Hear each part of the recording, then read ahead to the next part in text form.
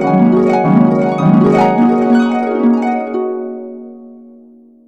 достар! Бүгін мен қайтып Әл-Фараби сендерменмін.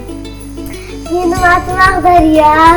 Бүгін бізден аспаннан волшебный сумка келеді. Ояқта көп ойыншықтар бар. О, достар!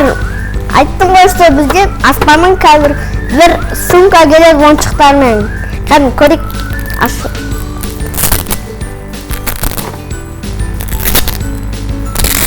ашамыз. Ой, мынау қыздар ойыншықтары жаман, бірақ мен өзімдікін ойлаймын. Железный человек шабады, мына жерден аталады. Мәрден аяғынан бұндай ковбой кетеді. Даяқтан бір Когida кетеді. құлақ бар. It's behind. Бір нәрсе шығады. Так что не білмеймін неге ол шығады.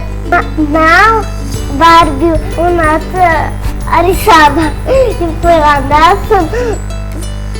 Она сейчас и стука болады. Қараңызда сейчас екен, бірақ лампа ғой. Бірақ мен атын білем. Мынау Шредер золотой фильмнен бір рет ол золото тапты да өз железный нәрсесін шешті да, содан золотой нәрсе істеді. Золотой броня мынандай. Мынау Донателло Крыска. умный мутант, и ол бәрін почти біледі. Если бір нәрсе керек болса бір план, ол сразу бір план істеп қояды, болды.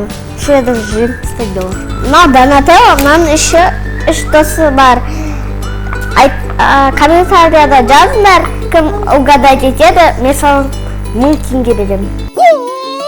Мынау единорожка, бірақ он рухы жоқ, бірақ просто қымылдайды, наверное. Аяғын вообще выносимый, очень пластмассовый. Еще он зреккізді, да? Просто щелками тасы и хвостика.